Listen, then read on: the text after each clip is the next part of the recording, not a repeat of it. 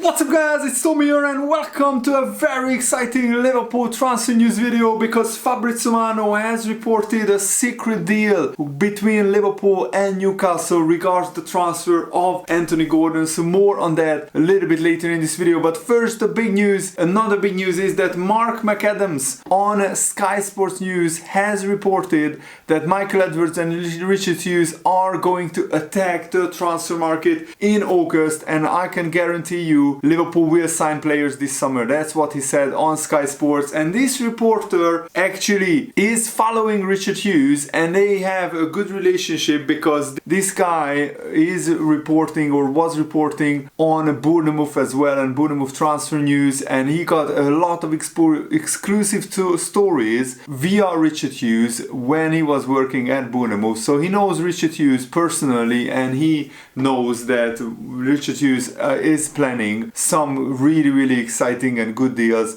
So the Liverpool fans are getting more and more worried and more restless. But now Simon Jones, who is a very respected English journalist, has reported that Liverpool and Newcastle had a deal which was 90% done. And the deal was that Newcastle made an offer to buy Joe Gomez for 45 million, and they were willing to sell Anthony Gordon to Liverpool for 75 million. And the talks were promising and progressing, and they even scheduled and planned medicals in Leipzig for Joe Gomez to do a medical with Newcastle and for Anthony Gordon to do a medical with Liverpool. But then Newcastle found another solution to their profit and sustainability rule issues through player sales. They sold Minte to Brighton and Elliot Anderson as well. But Liverpool could be forced to consider bringing in a new defender if Joe Gomez leaves this summer. And Joe Gomez is open-minded about seeking a new challenge because he wants regular first-team football. And Joe Gomez is maybe a victim of his very versatile attributes on the football pitch because he hasn't nailed down one position at Liverpool. Before his series of long injuries,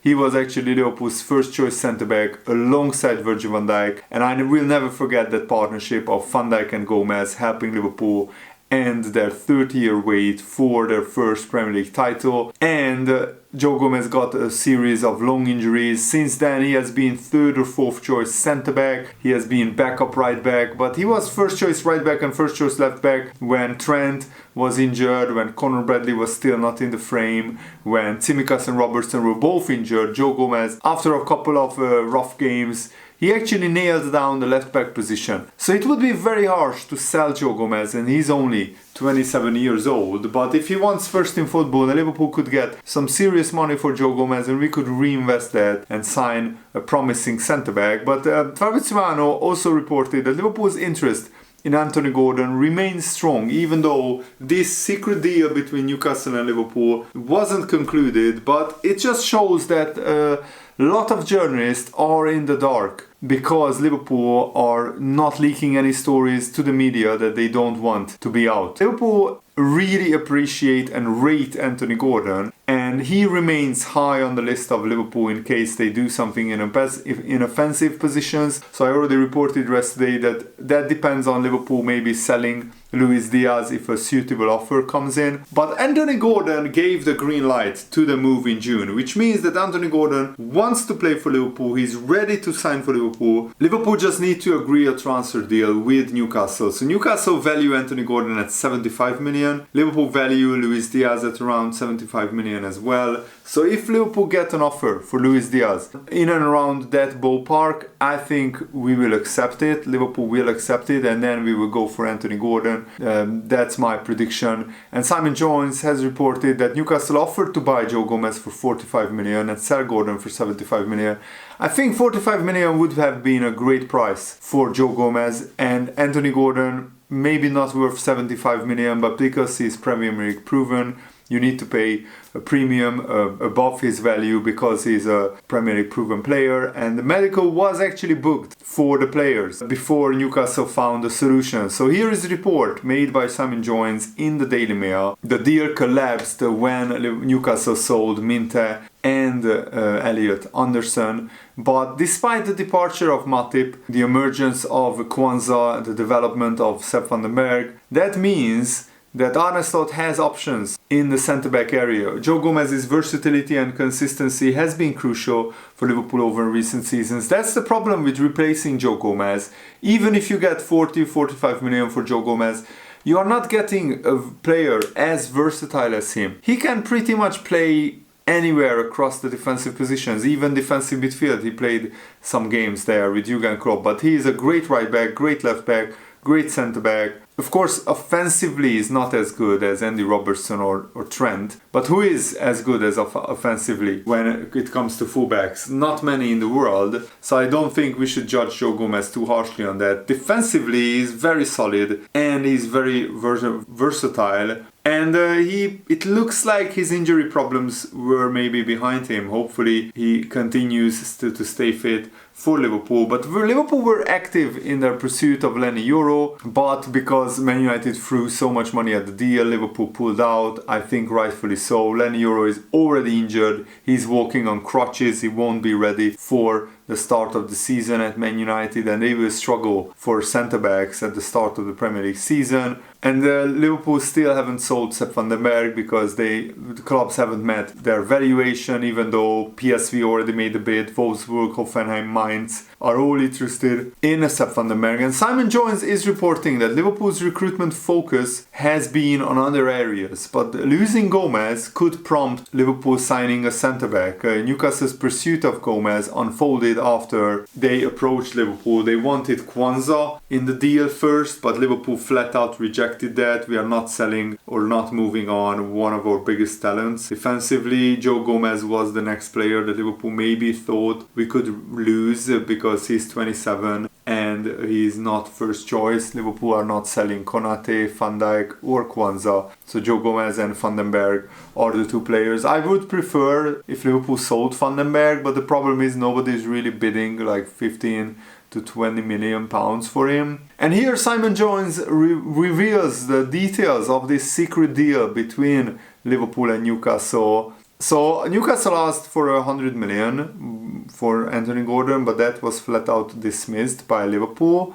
And then Newcastle was asked about Kwanzaa. Liverpool rejected that idea as well. And then Newcastle proposed a price of 80 million for Gordon. That was turned down by Liverpool as well. But then actually it was Newcastle chief executive Darren Eales who returned to Liverpool with a proposal to buy Joe Gomez for 45 million, and then Liverpool buy Gordon for 75 million. And talks were actually promising. A medical was planned in Leipzig for the players who were involved with England at the Euros. That's why the medical was planned in Leipzig. These players were still in Germany in the England squad. And the England teammates actually recognized Anthony Gordon's head was turned by this move. That's why so many newspapers reported that Anthony Gordon would love to play for Liverpool, because when he heard that this deal could be on, his head was immediately turned and he would have loved the prospect of turning out for Liverpool. And Joe Gomez was also happy at the chance of regular first-team football.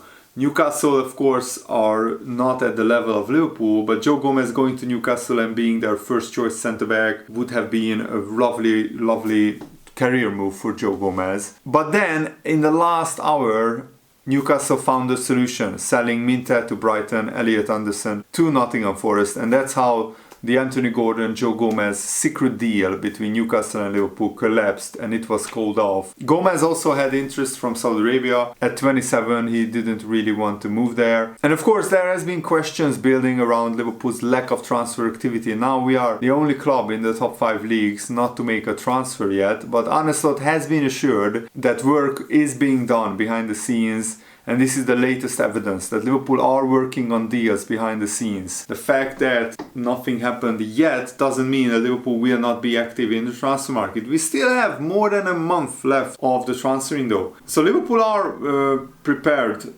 for any late surprises should suitable offers for the likes of Joe Gomez arise. And Liverpool appreciate Mark Guéhi as well, the Crystal Palace defender, but Liverpool haven't made a move for him yet. It looks like if Gomez would stay, then Liverpool are happy with their options. Maybe we are selling Van den Berg, but Liverpool are not planning to sign a centre-back. However, we are planning to sign a number 6 defensive midfielder.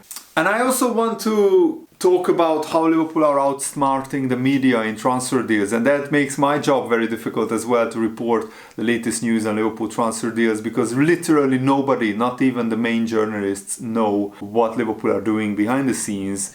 We are getting these reports weeks after they actually happened of this secret deal between Newcastle and Liverpool, and the PSV bid for Sepp van den Berg was reported days later as well, because Liverpool are managing the narrative surrounding their transfer dealings. But I think Liverpool sensed the frustration among the fan base at our lack of transfer activity, and that's why more and more things are coming out from journalists about Liverpool's transfer activity. For example, the tweet about Liverpool rejecting Marseille's bid for Endo, that actually happened weeks after the deal collapsed. This delay in information was not coincidental. It's a calculated move by Liverpool, decided and designed to manage perceptions and maintain control over the narrative. Romano's tweet mentioned that Liverpool rejected the approach from Marseille before they signed Kone and Højbjerg. So before Marseille signed 2 midfielders, they went for Endo.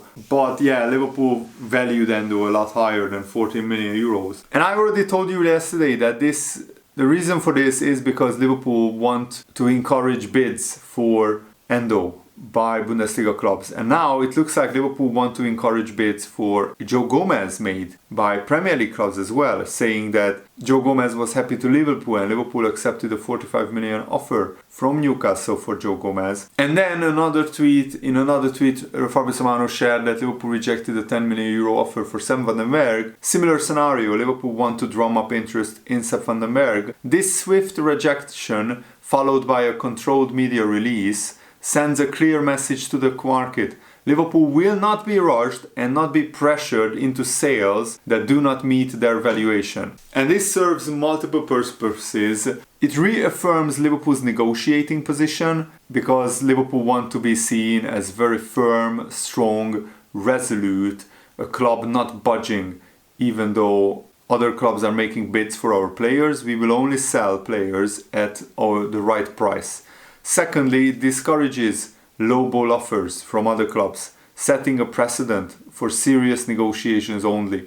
Yeah, Liverpool don't want to waste their time doing negotiations with clubs who only value Sepp van den Berg at a very low price. This demonstrates to Liverpool fans that the club is in full control of its transfer dealings, prioritizing long-term strategic goals over short-term gains. And that's encouraging, and this encourages further bids for our players. Endo, Sepp van den Berg and Joe Gomez, it looks like, are the 3 first-team players that are maybe on the transfer list. And if the right bid with the correct amount comes in, then Liverpool will accept those bids. And after that, we will go into overdrive and go for our targets. By controlling when and how information is released, Liverpool ensures that they remain in control, in the driving seat, dictating the terms of any potential transfer. And this allows Liverpool to manage fan expectations. In an era where social media can amplify rumors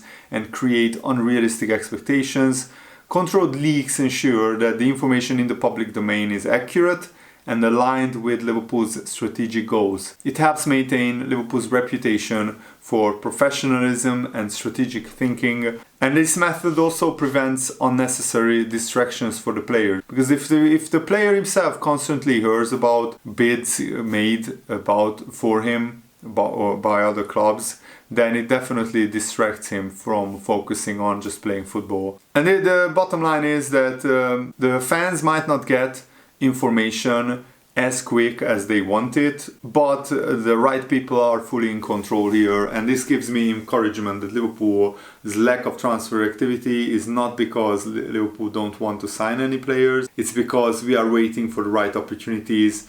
And yes, it's not ideal that the Premier League begins in like 17-18 days and we haven't still made the transfer yet, but the season is very long. And if we sign the right players, that's better even if it's late than signing the wrong players early and then regretting those signings later on in the window. So that's my opinion. Let me know what is yours in the comments below, and I really hope that you guys enjoyed this video. Thanks for watching. Have a lovely day. See you later, guys. Goodbye.